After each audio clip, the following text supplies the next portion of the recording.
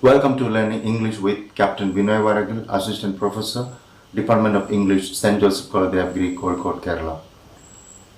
Today we discuss one of the best stories from the collection Ways with Words. As we know, Ways with Words is the first semester UG Common Course A02 English for the first year degree students of the University of Calicut. So far, we have discussed and made video lectures on many of the articles from Ways with Words, such as William Shakespeare's Sonnet 29, John Keats' Ode to Autumn, Robert Frost, A Roadside Stand, William Somerset Maugham's Appointment in Samara, Graham Greene, A Shocking Accident, and today we discuss Lamb to Slaughter by Roald Dahl. Now let's just look at the biography of Roald Dahl. Roald Dahl was a British novelist, short story writer and poet. He was born to parents of Norwegian descent. Most of his works were written for children, though he also wrote short stories for adults. His first published work, A Piece of Cake, in the Saturday Evening Post, was the account of an incident when he was at the Royal Air Force. He wrote 90 novels, some of the notable ones being James and the Giant Peach, 1961, Fantastic Mr. Fox, 1970, Danny, the Champion of the World, 1975, The BFG, 1982, and Matilda, 1988. His short story collections include Someone Like You, 1953, Kiss Kiss, 1960, The Best of Roald Dahl, 1978, and Tales of Unexpected, 1980. Boy, Tales of Childhood, 1984, and Going Solo, 1986 are his autobiographical works. Dahl was also a scriptwriter. He wrote the script to some of his own works and also to the works of Ian Fleming, and they are You Only Live Twice, 1967. The Roald Dahl Museum and Story Center is located in the village Great Missendam, where the author lived in the gypsy house between 1954 and 1990. The Oxford Roald Dahl Dictionary was compiled in 2016 to mark his birth centenary. The book explains many of his invented words and their meanings. Now let's discuss the significance of the title of the story, Lamb to Slaughter. Lamb to slaughter is a phrase from the Bible, Jeremiah chapter 11, 19 verse, and Isaiah chapter 53, 7th verse, which means in an unconcerned manner. The allusion refers to the helplessness of the innocent lambs that are being led for slaughter. The lambs are oblivious of the imminent catastrophe that awaits them. Lambs are also supposed to be helpless. As you read the story, decide who the lamb is. Is there more than one lamb in this story? Who is slaughtered or what is being slaughtered in this story? The story is full of instances of irony. Irony refers to the contrast between what is said and what is meant, thought and known, and what happens in contrast to what is expected. Several utterances by the characters in the story have an underlying meaning, thus making them ironic. The actions of the characters also turn the situation ironic. Lamb to the slaughter also throws light on the gender relations of and expectations which were in existence in England of the 1950s. Women were subservient and economically dependent on men, which could perhaps explain the actions of the protagonist in the story. Lamb to the Slaughter was published in Harper's Magazine in 1953 after being initially rejected by other publishers.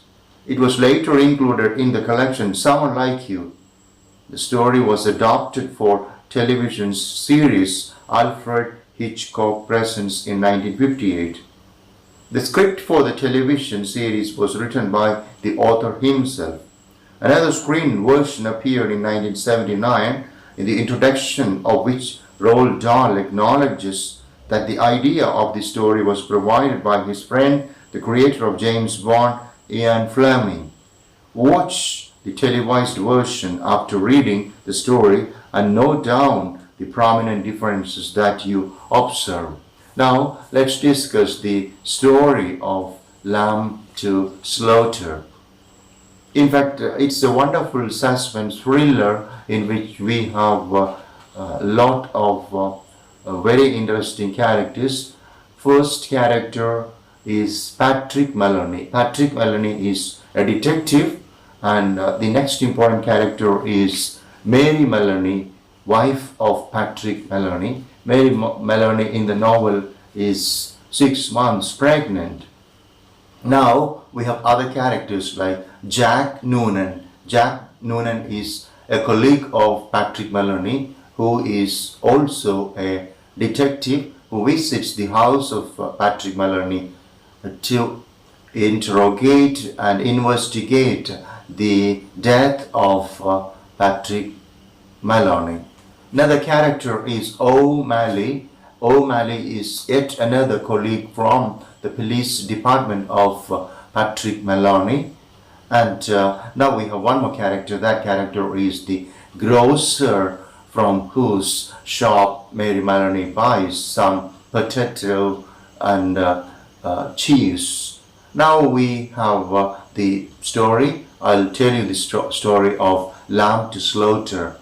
Lamb to Slaughter is taking place on an evening in the house of Patrick and Mary Maloney.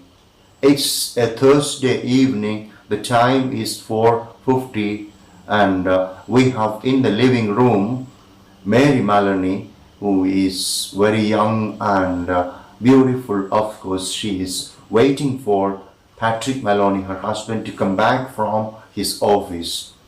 As we understand, she is very, very happy to have her husband Patrick Maloney that evening. She is waiting eagerly. She is very caring, considerate, and she is very loyal as well, because she is just made all the preparations on this Thursday evening, and she is eagerly waiting for her husband to come. This is normal time. 4:50 is the time. We have the living room. There it is very well decorated. We have on the table the large glasses for preparing drinks, and we see Mary Maloney does some stitching, and she's looking eagerly at the clock on the wall and eagerly looking for her husband coming now. This is his normal time, usual time, and she is just waiting to receive him. And now we hear the sound of the tires of the car of Patrick just on the gravel on the front yard. Afterwards we hear the slamming sound of the door of the car, and he opens the door and enters, and Mary Maloney receives him. She goes and hugs him, and she is greeting, and she prepares a drink for him. So from this we understand that Mary Maloney is very loving, kind, and loyal, and she is very happy in the company of her husband. Now we see both of them take some drink. A normal drink is prepared for Patrick Maloney, and Mary Maloney just takes a small one because she could be very careful. I think it's because of her pregnancy that she takes a very small amount of Scotch whiskey, and unusually, very suddenly, we see Patrick Maloney very serious. He is drinking too much of Scotch whiskey, and he is becoming very serious. And Mary Maloney has some fear what's happening, and still she is very careful, and she asks him if she would bring some chips, and she goes inside, and she's asking him. Normally they are going out on Thursday evenings for dinner, but today, of course, if he is tired, she says she would prepare supper for him, and he says no, we are going out. You don't have to prepare. So he is taking many a drink at a stretch, and he is of course very intoxicated. And he asks her when she was about to go inside and make some chips for him. He is asking her to sit down, and he says that he has to say something very serious, and she is very perplexed because he is behaving unusually, and he is to a certain extent threatening her, and she is very perplexed. And she is told that there is something serious. He tells her that he will have to leave her. In fact, the readers in this story are not told reason, or rather we don't know what he has told her. This is something very shocking. She is very devastated after the revelation of the news. He tells her something, and thereafter she is very shocked, and she cannot believe it. She is rather numb, and this is something horrifying. And now we have to understand what is that. So it could be something like he could be having some extramarital relationship, and he could be just going to stay with that person. Okay, so he says that he is going to settle the marriage between him and Mary Maloney. He is asking her, rather threatening her, not to make a fuss about what is going between them, that he is going to leave her, and he continues drinking. Now Mary Maloney, like a loyal wife, thinks that this is just a dream, it's not real. Okay, she is unsure whether it is real or unreal. She's just standing up. She tells, I'll prepare supper for you, don't worry, thinking that nothing of that happened. Now she goes down to the storeroom, she opens the refrigerator, and she sees the frozen leg of lamb they bought for cooking, and she takes it. She comes back to the living room where Mr. Maloney, Patrick Maloney, is standing. She comes close to him, and he is shouting at her. He asks her not to make anything for him, and he tells that he is going out. He is very drunk at this moment. He is holding on to the grill of the window, and he is just looking out. And there comes Mary Maloney. Mary Maloney is even very angry right now. Now she is very angry because he is repeating that he wants to go out. He is very angry, and now she remembers whatever he told her once again. That is, of course, he will be leaving her. Now she goes behind him, and she lifts this huge, frozen, heavy leg of the lamb, and she just hits hard on his head. He stands there for 2-3 seconds, and thereafter he collapses down on the floor. And now we understand Patrick Maloney is dead.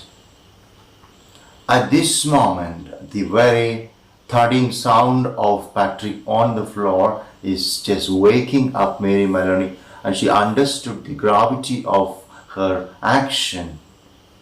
Being the wife of a detective, she knows what will happen. She thinks about her future. She knows that if the police finds the evidence, that is of course the leg of the lamb is the tool with which she killed him, she could easily be nabbed, she could easily be captured and arrested. Now she thinks how she can help herself, how she can help the baby, and she tries to behave normally. She's planning to go out and make a different version of what happened. So she plans to go out and do some shopping and give the impression to the grocer, who can be a witness, that she was preparing supper for Patrick when the accident happened. Now she goes out as if everything is normal. She comes to the shop of Sam, the grocer, and she speaks to him that usually on Thursdays they go out for dinner, but that day Sam is very tired and he cannot go out, and hence she wants to prepare supper for him. That's the reason why she's at the shop to buy some potato, peas and cheese. She buys, of course, all this and convinces him, Sam the grocer, that Patrick is very much at home, waiting for Mary to come back, and eagerly, he's tired and hungry, he wants to have something she's going to make. So this is the kind of reality that is created by Mary. Mary comes back home. When Mary enters home through the back door, she is singing a song to herself as if everything is normal. She comes inside, and in the living room she saw the dead body of Patrick, her husband, and she's crying out loud as if what happened to him. She comes beside him. She's just trying to wake him up. She's just holding him. Then she is becoming very, very sad and she's crying out. She cries for some time. Thereafter she rings up the police. That is, she rings up the office where her husband works, and we have a number of policemen coming. We have Jack Noonan, the colleague of Patrick, and Mary Maloney is so destroyed and devastated that she falls into the hands of Jack Noonan, and they check the body of Patrick, and it is found that he is dead. Another policeman, O'Malley, and Jack Noonan is just having a closer observation of the body of Patrick Maloney. More policemen come, they investigate, and a photographer from the police department of same place come. They take the photograph, they do the normal kind of investigation, forensic report, everything is going to be collected, and now Mary tells them what happened, and thereafter the policemen are looking for the tool with which Patrick can be attacked and killed. They can't find anything inside the house. They are asking Mary if they have a big spanner or something of that sort, and she says they don't have anything inside the house. There could be something of that sort in the garage. So all through the story we understand that there is so much of irony. She says, okay, he cannot come, we know he is no more, he is dead, right? Similarly, most of the dialogues are ironic. And now the police go searching inside and outside. They don't find any tool with which the police officer can be killed. And now time passes, and they are asking Mary if she could go to some relative's house or even Jack Noonan's own home. Maybe it would be rather painful for her to remain at the house. Meanwhile, the body is taken to, of course, the hospital for more investigation, and time is late or becoming late, or rather it's 9 o'clock, and policemen must be very tired. They have been working very hard, and now Mary Maloney is requesting Jack Noonan if she can have some drink, 2-3 drops of drink. She says she is very tired, and she is given the whiskey, and thereafter she is asking all the police to have a little bit because they are Patrick's colleagues, and she says Patrick would be upset and angry if the colleagues of Patrick are not served, so she need to be very hospitable. Now they are drinking. After some time, one of the policemen comes from the kitchen and says that a leg of lamb is being cooked and the oven is turned on. And now she says, oh my God, oh, I only remember it right now. So do one thing. Now if the lamb leg is cooked, please, all of you please have it because you are very tired. And the evidence of the murder, the leg of lamb is eaten by everybody. And okay, so Mary Maloney is very happy. And by the end of the story, we see that she has very cleverly and tactfully handled the situation of the murder of her husband, Patrick Maloney. Now, all the policemen, they eat and drink and make merry. Okay, merry in the sense that they are just eating all the flesh in the leg of the lamb. And of course, by the end of the story, we read that Mary Maloney began to giggle. She is giggling in the sense that she has very cleverly, very tactfully made the police officers lambs to slaughter, or rather they are also just deceived. Okay, now they cannot prove that Mary Maloney is the murderer. She has killed her husband. So such a way the story lamb to slaughter comes to an end, and now we have to discuss the questions. So let us look at the multiple choice questions in page number 89 of Ways with Words. Why does Mrs. Maloney go to the store to purchase groceries? She needs an alibi to prove that she was not at home when Patrick died. Next question, what was Mr. Maloney? Mr. Maloney was a detective. What was Mr. Maloney? Mr. Maloney was a detective. What was Mrs. Maloney's intention in getting the lamb from freezer? She wants to use it to kill Mr. Maloney. Now the next question. Who is Jack Noonan? Jack Noonan is one of the detectives from the very office of Patrick Maloney. Now let's look at the paragraph short questions. What might be the probable reasons for Patrick to leave his wife? So the probable reason for Patrick to leave his wife could be an extramarital relationship. He must be having an affair and he wishes to live with that person. Next question, pick out evidences from the story to show that Patrick is uneasy about revealing to his wife that he is leaving her.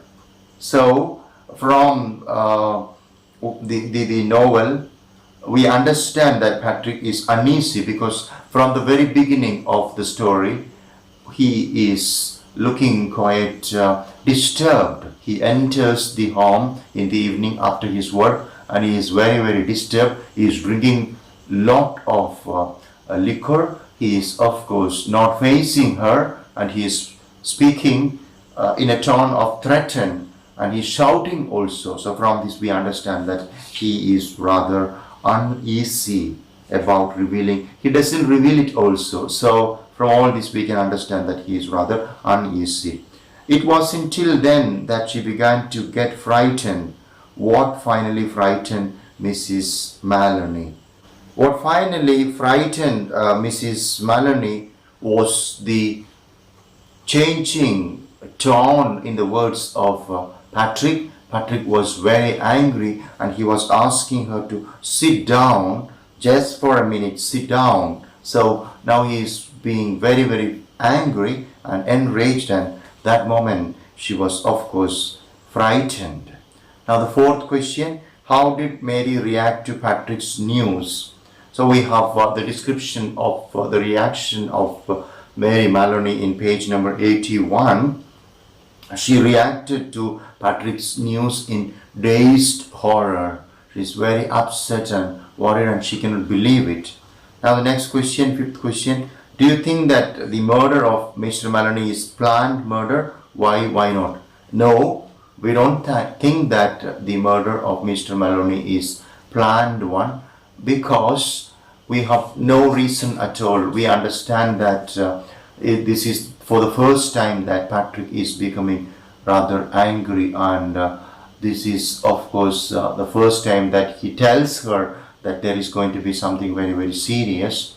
Okay, so she is in the beginning of the story very happy and contented, and she is of course shocked to listen to the fact that her husband Patrick is leaving her. So from this we understand that this is of course not a planned murder. She did not prepare at all. So from the descriptions after the murder, again we understand that this is not a planned murder.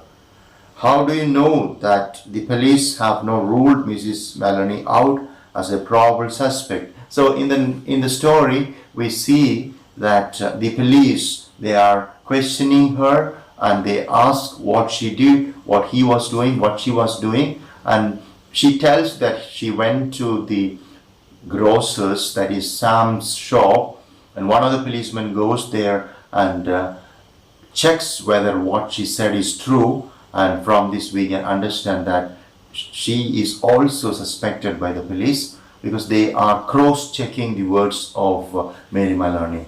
They doubt her as well, but later when Sam, the grocer, confirmed that she had been to the shop, they think that she is not the murderer. She is trusted by them. They trust her. Now the next question.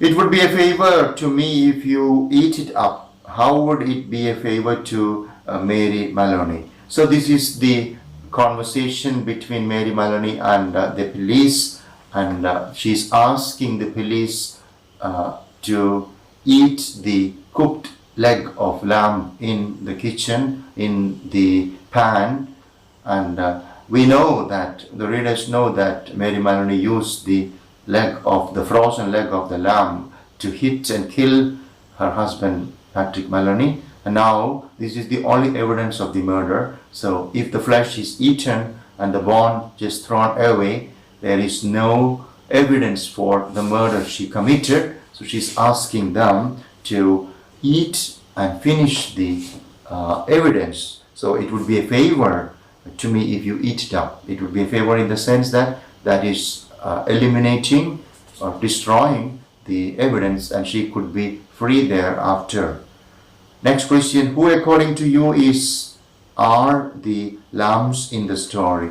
So we have many lambs in the story. Lamb to slaughter. Lamb means the title means in an unconcerned manner. So like a lamb which is of course rather innocent and which is normally helpless, here Patrick Maloney is killed, number one. So lamb number one is Patrick Maloney, and lamb number two is of course Mary Maloney, because Patrick is just deceiving her.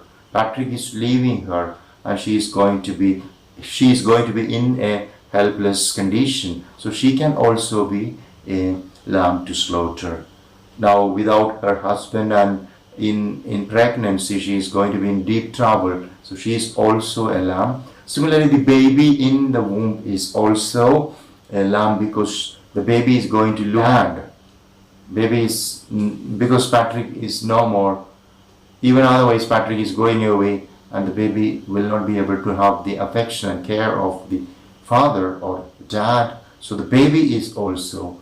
And we also understand even otherwise Mary now kills her husband, and she undergoes a lot of mental, psychological, emotional problems, and all these problems can have an impact on the baby. So, okay, the baby is also rather helpless.